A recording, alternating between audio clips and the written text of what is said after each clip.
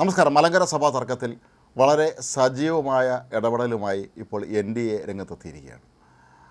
യാക്കോബായ സഭയുടെ പരമാധ്യക്ഷൻ ഇന്ന് പ്രധാനമന്ത്രി നരേന്ദ്രമോദിയുമായി ഡൽഹിയിൽ കൂടിക്കാഴ്ച നടത്തുന്നത് ഇതിൻ്റെ ഒരു ഭാഗമായിട്ടാണ്. ഒരു നൂറ്റാണ്ടോളം പഴക്കമുള്ള ഈ സഭാ തർക്കത്തിന് സുപ്രീം കോടതിയിൽ നിന്ന് ഓർത്തഡോക്സ് വിഭാഗത്തിന് അനുകൂലമായ ഉത്തരവ് ലഭിച്ചിട്ടുണ്ടായിരുന്നുവെങ്കിലും ഇത് സംബന്ധിച്ച തർക്കങ്ങൾ ഇപ്പോഴും തീരാതെ നീളുകയാണ്. അപ്പോൾ ഈ ഒരു സന്ദർഭത്തിലാണ് പ്രധാനമന്ത്രി തന്നെ നേരിട്ട് യാക്കോബായ സഭയുടെ പരമാധ്യക്ഷനുമായി കൂടിക്കാഴ്ച നടത്തുന്നത്. യാക്കോബായ സഭയുടെ പരമാധ്യക്ഷൻ മാർ ഇഗ്നാത്യോസ് അപ്രേം ദ്വിതീയൻ പാത്രാർക്കീസ് ബാവ ഡൽഹിയിലാണ് പ്രധാനമന്ത്രിയായി ചർച്ച നടത്തുന്നത്. കേരളത്തിലെ അവരുടെ ശ്രേഷ്ഠ കാതോലിക്ക ബാവയും ചർച്ചകളിൽ പങ്കെടുക്കുന്നുണ്ട്. 2020 അധ്യക്ഷനായ സാബു എം ജേക്കബ് മുൻകൈയെടുത്താണ് ഇപ്പോൾ ഈ ഒരു നീക്കം നടത്തുന്നത്. കഴിഞ്ഞ ദിവസം സാബു എം ജേക്കബ് ഓർത്തഡോക്സ് സഭ ആസ്ഥാനത്തെത്തി അവിടെയുള്ള പരമാധ്യക്ഷനുമായി തന്നെ കൂടിക്കാഴ്ച നടത്തിയിരുന്നു. എങ്ങനെയെങ്കിലും ഇതിനൊരു പരിഹാരം കാണുക എന്നുള്ളത് ഇപ്പോൾ NDA സംബന്ധിച്ചിടത്തോളം വളരെ പ്രധാനപ്പെട്ട ഒരു കാര്യമാണ്.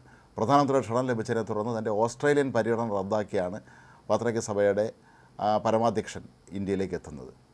ഈ വിഷയത്തിൽ വളരെ കാലമായി രണ്ട് മുന്നണികളും, അതായത് LDFും UDFും തങ്ങളെ പറ്റിക്കുകയാണ് എന്നാണ് ഇരു സഭകളുടെയും നിലപാട്. കോടതി വിധി നടപ്പിലാക്കുന്ന കാര്യത്തിൽ തന്നെ രണ്ട് മുന്നണികളും ഒരുപോലെ ഒളിച്ചുകളി നടത്തുകയാണ് എന്നാണ് അവരുടെ ആരോപണം. ഈ ഒരു സന്ദർഭത്തിലാണ് ഇപ്പോൾ കൃത്യമായ ഇടപെടലുമായി NDA മുന്നണി രംഗത്തെത്തുന്നത്. ഇക്കാര്യത്തിൽ പ്രധാനമന്ത്രി നേരിട്ട് ഇടപെടുന്നു എന്ന് പറയുമ്പോൾ അതിൻ്റെ പ്രാധാന്യം നമുക്ക് മനസ്സിലാക്കാൻ കഴിയും.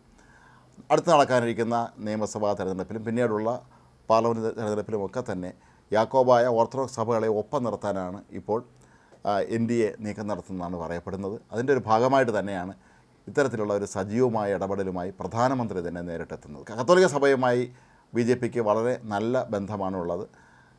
കത്തോലിക്ക സഭയിലെ പ്രധാനപ്പെട്ട ബിഷപ്പുമാരുമായൊക്കെ തന്നെ പ്രധാനമന്ത്രി കൂടിക്കാഴ്ച നടത്തുന്നുണ്ട്. പലപ്പോഴും അവരുടെ എല്ലാ ആവശ്യങ്ങൾക്കും പ്രധാനമന്ത്രി സമീപിക്കുമ്പോഴൊക്കെ തന്നെ വളരെ അനുകൂലമായൊരു നിലപാട് തന്നെയാണ് അദ്ദേഹം സ്വീകരിച്ചിട്ടുണ്ടായിരുന്നത്. അതുപോലെ കേരളത്തിലെ ക്രൈസ്തവർക്കിടയിലെ രണ്ട് പ്രബല വിഭാഗങ്ങളാണ് ഓർത്തഡോക്സ് സഭയും യാക്കോബായ സഭയും. പുതിയ യാക്കോബായ സഭയെക്കുറിച്ച് പലരും അവർക്ക് ഇടതുപക്ഷത്തിന് ആഭിമുഖ്യമുള്ളൊരു പ്രസ്ഥാനമാണെന്ന് പലരും ചൂണ്ടിക്കാട്ടുന്നുവെങ്കിലും അത് പൂർണ്ണമായും ശരിയല്ല എന്നാണ് മനസ്സിലാക്കാൻ കഴിയുന്നത്. യാക്കോബായ സഭയിലെ പ്രമുഖരായ നിരവധി നേതാക്കന്മാർ കോൺഗ്രസ്സിലാണുള്ളത് എന്നുള്ളതാണ് ശരിക്കും അതിൻ്റെ പരമാർത്ഥം. പക്ഷേ എപ്പോഴും CPM പറയാറുള്ളത് യാക്കോബായ സഭ തങ്ങളോടൊപ്പം, അല്ലെങ്കിൽ യാക്കോബ സമുദായം എപ്പോഴും തങ്ങളോടൊപ്പം നിൽക്കുന്നുവെന്നാണ്. അതൊന്നും ശരിയല്ല എന്ന് തന്നെയാണ് പിന്നീട് നടന്ന പല സംഭവവികാസങ്ങളും സൂചിപ്പിച്ചിട്ടുള്ളത്.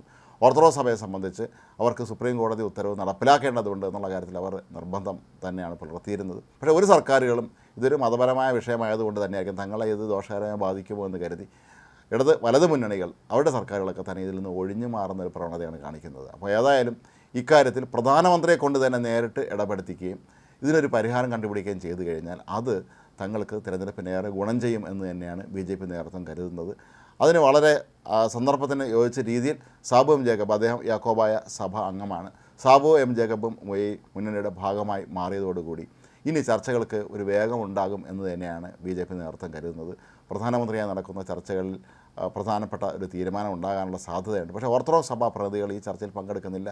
ഒരുപക്ഷെ രണ്ട് കൂട്ടർക്കും ഒരുമിച്ചിരുന്ന് ചർച്ച ചെയ്യാനുള്ള ഒരു വേദി ഇനി ഒരുങ്ങിയിട്ടില്ല എന്നുള്ളതായിരിക്കാം ഓർത്തഡോക്സ് സഭയിൽ പങ്കെടുക്കാതിരിക്കുന്നത്. പക്ഷേ ഭാവിയിൽ പ്രധാനമന്ത്രി തന്നെ നേരിട്ട് മുൻകൈ എടുത്ത് ഇത്തരത്തിലുള്ള ചർച്ചകളുമായി മുന്നോട്ട് പോവുകയാണെങ്കിൽ ഇക്കാര്യത്തിലൊരു പരിഹാരമുണ്ടാകുമെന്നും അത് ആത്യന്തികമായി രാഷ്ട്രീയപരമായി തങ്ങൾക്കേറെ ഗുണം ചെയ്യുമെന്ന് തന്നെയാണ് BJP നേതൃത്വം വിശ്വസിക്കുന്നത്.